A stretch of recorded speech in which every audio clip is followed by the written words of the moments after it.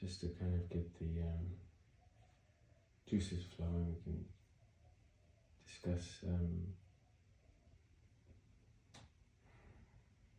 let's discuss something really nuts and bolts. Like, how long ago did you start doing this work?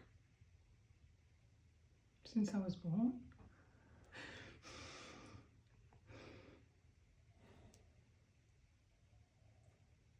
Even though I had to learn that I wasn't what I wasn't before I was. I had to learn what the work wasn't before I knew what it was. I always had a very heightened, attuned sensitivity, like incredibly. But back in the 70s, it was really condemned in a way. And so I was often called really oversensitive. It's what everyone's so proud of, being an empath now, which I don't really believe in.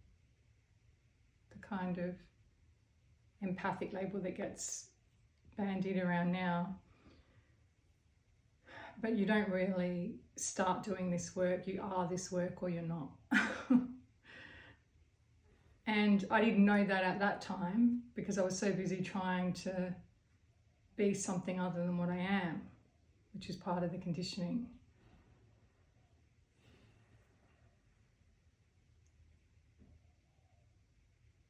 But mostly I went through the usual channels. I became a beauty therapist because I had a very heightened sense of wanting to take care of people. And then I became a counsellor. I was doing body work in the background of that. And when I say counsellor, I worked with eating disorders. So I was always on the feminine channel on some level, even though men also were presenting with cases at that time. But obviously body image and eating disorders was something that a lot of women were struggling with. We're talking about, God, I don't even remember time. So, but I worked as in mental health with that for 5 years. And in the background of all of that, I was very attuned to be able, was a body worker, and I could feel where people were. I could feel everything in their body, in my body. At times, at a time in our evolutionary development, spiritually, let's say, when people didn't have any of that coming through. So Reiki was, here and there for people, and yeah. And mine was very sharp, very precise. And yeah. And I think conventional sex was the last thing to go for me. So it was like I'd done all this spiritual work, inner child, all that sort of healing, and was still having conventional sex. And because my senses were getting very heightened, I knew that something was amiss. And I went down the path of, let's say, Tantra. Not for very long. However, the experience I had put me immediately in my cervix, where I knew there was a frequency that was the garden, and I knew that I needed, no matter what I did, no matter who I was intimate with, I needed to sustain and preserve and guardian and steward and shepherd that frequency in my body. What is the garden? What does that mean? The garden, well, it's a mythological or biblical place, but what it means when I use it is it's a timeless, which means timeless, out of time frequency that's placed in our bodies for us to remember that we are divine creatures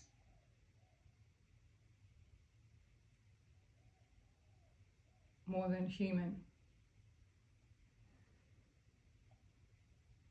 And it's outside of this time reality and inside our specialized equipment, which is known as our internal body system. And it can't be influenced by the outside unless you bring corruption into it. And it has safeguards for that not to happen. So chances are, if you are polluting your internal space, you won't be touching the garden.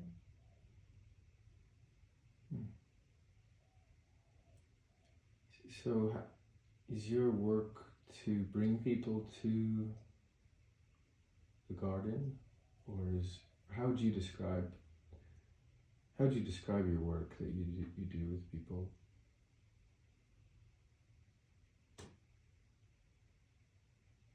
Another question, different way. Like blank. Yeah, I've heard the word excavation used at times, or a process of allowing someone to become sensitive again in the lingam or the yoni. Is it something that you even think about, or is it just something that as you're working with a client that there's a knowing in your body of what needs to be done? Yeah, see, so when you said how would you describe it, I don't have a description, because it would never be my description. It would be the programming description, it would be the world's description of it, and that makes it very difficult.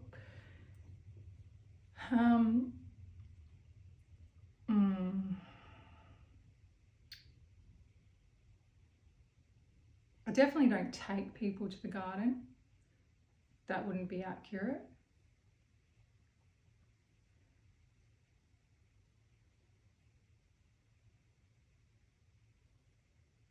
Remind them of the frequency that's inside of them, clear enough of the conditioning that is blocking it for them to be reunited with it.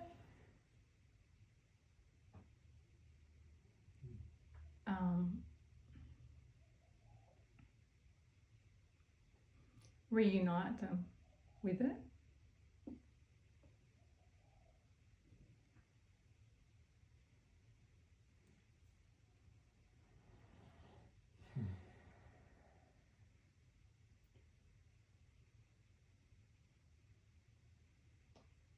What kind of people do you generally work with? My aspects.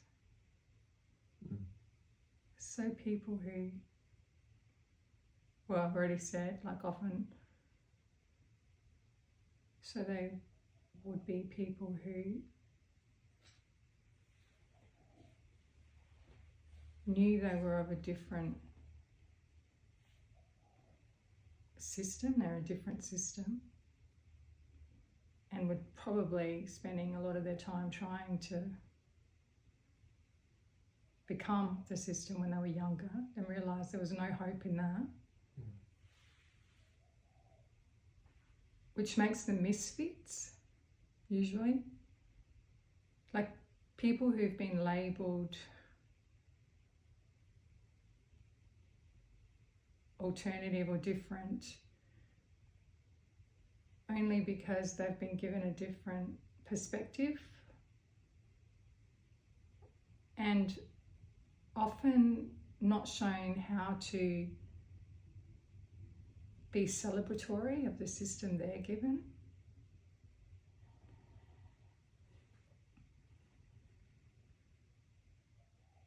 So they're ones that just, if they copy anything that they see out there, it's just going to fall flat.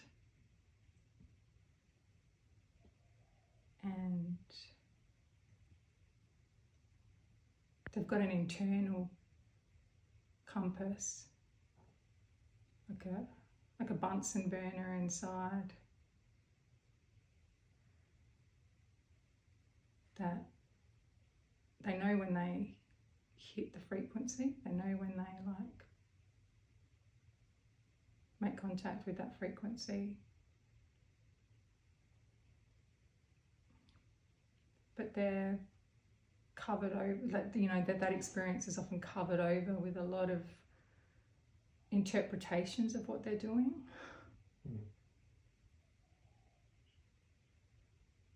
So that includes especially sexually and in intimacy.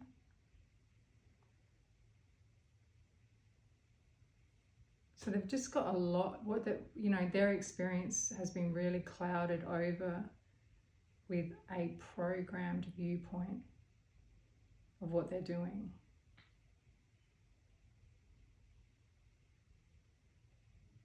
And it doesn't serve them feeling good about themselves. It doesn't serve them in knowing that they're a creator.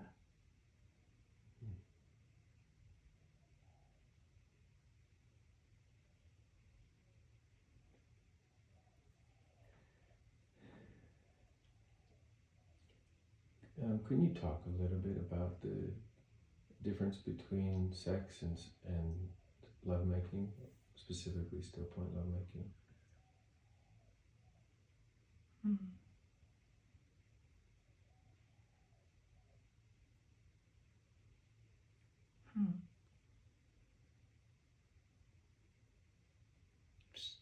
It's been a long time since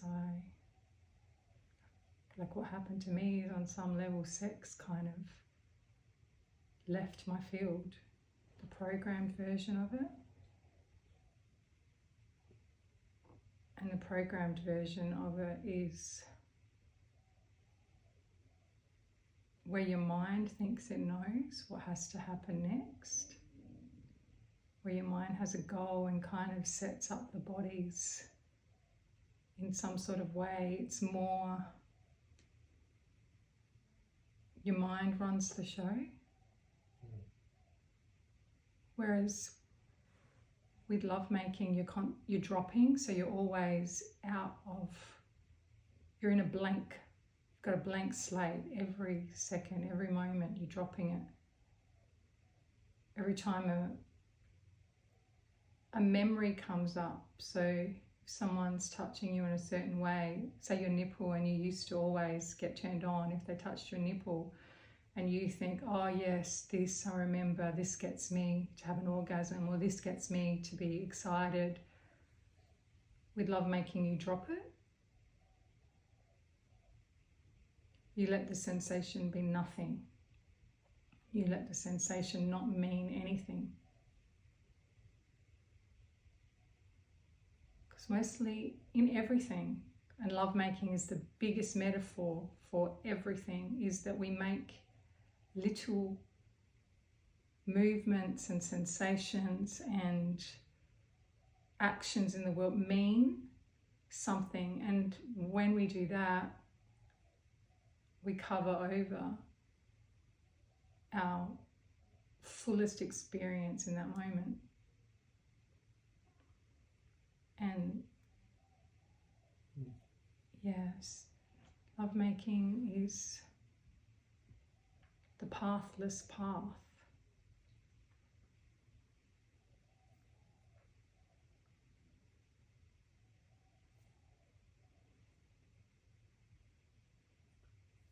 So is making it nothing would that be the same thing as removing the story and feeling the sensation fully? Yeah. And of course you don't make it nothing, because then that becomes a goal. Well, I better make it nothing. No, it's like it's such an organic meeting of the mystery in that moment. That's why no one's completely understand always what I'm saying, because There is no goal to anything. And the minute that you start to find something, it becomes a goal. But God is more of a mystery than any goal can ever be. There's no goal. The goal is to not have a goal, and then you can't even do that.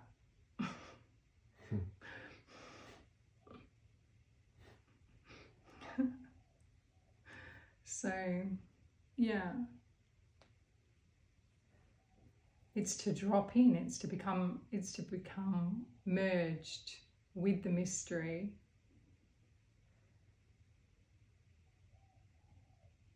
Where no goal is even has any relevance.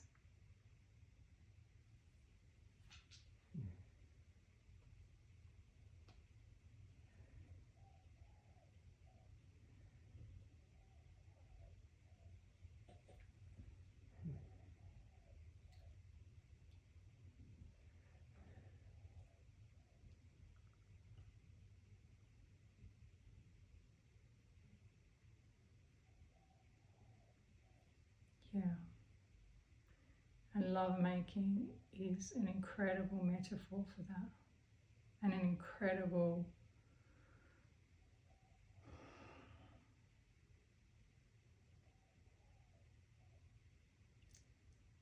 in the moment experience, unfolding of that. It teaches the mind that it doesn't know. And it lets the body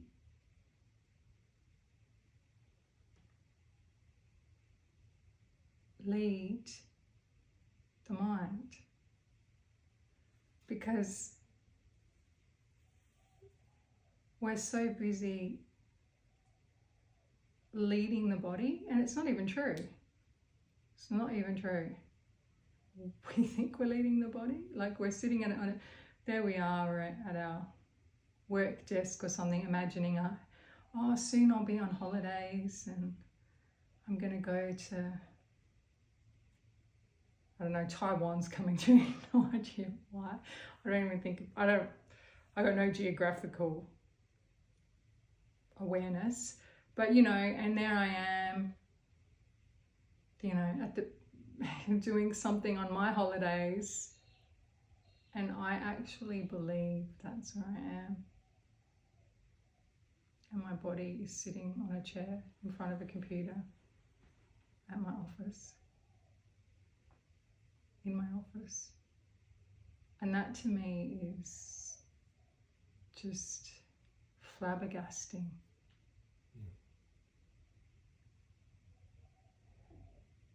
And then how many conversations we have with people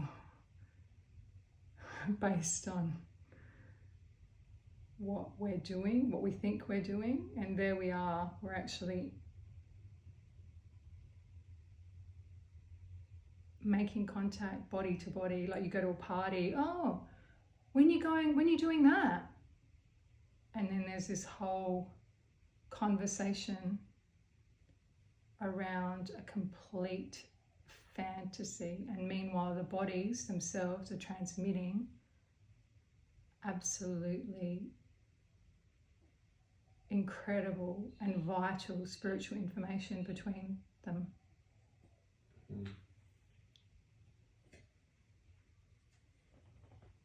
And it happens in spiritual circles. It happens in the most spiritual circles and communities.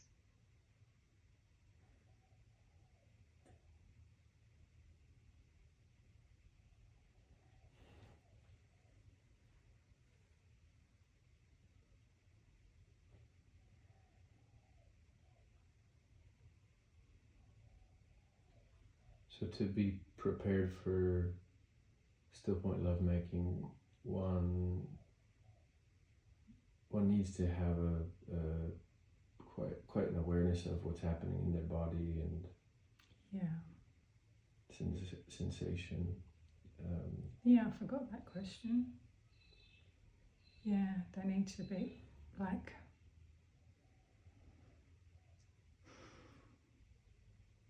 You need to be able to slow down. Mm. You need to be able to slow down and actually see and be real about where your body is.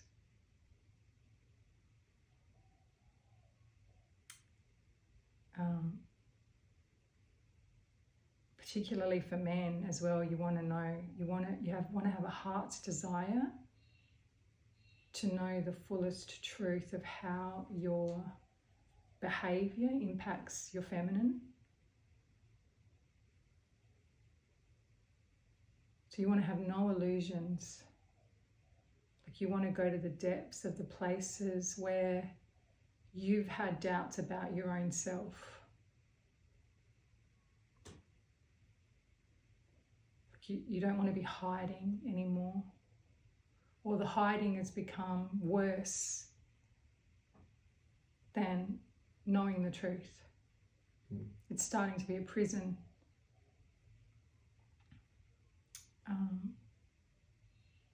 For women, you want to be getting courage to speak your honest and fullest and truest experience to your man, and be prepared to put that above any of your own personal and investments or interests, because your connection with God is more rich and trusting than you being artificial or false to a man in the world. Like it's you've realised that at some point, whenever you're deceptive to a man for your own reasons, it's going to hurt both of you.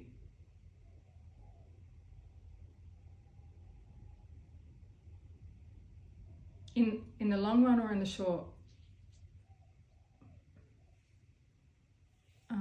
So you've come to an awareness that the programming has to be broken down in both of you, and it starts with you being honest about what your fullest experience is. And the other thing, yes, you need to be able to feel sensation.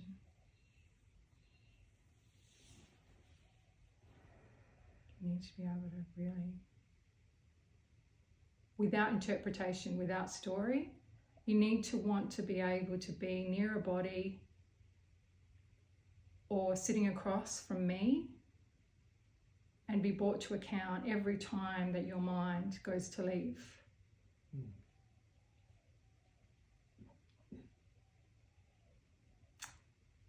Yeah.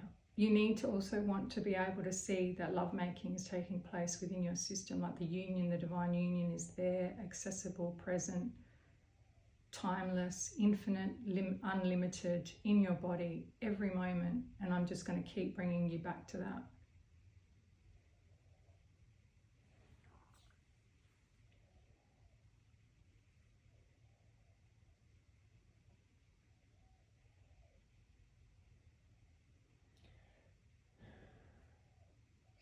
Any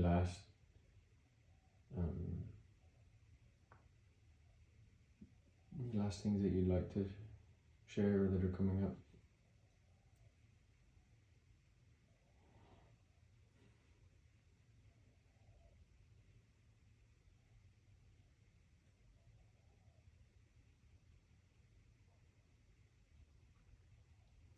Yeah.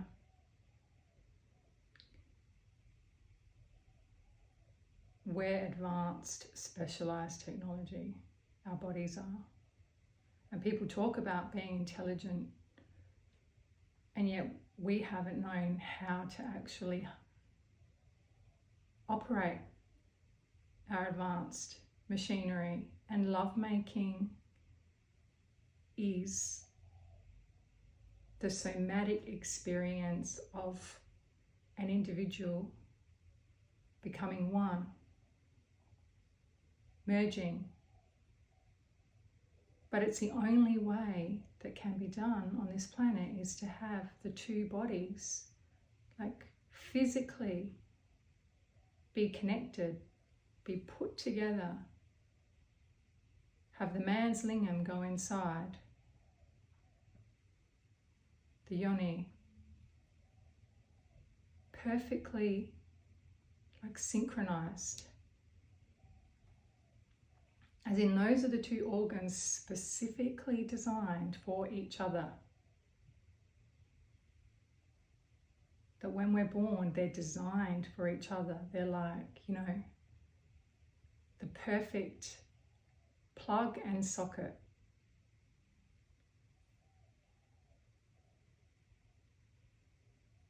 And they are our salvation to knowing that we merge with all. And so we're in a process now, which I didn't realize, a process isn't the right word, but we're in a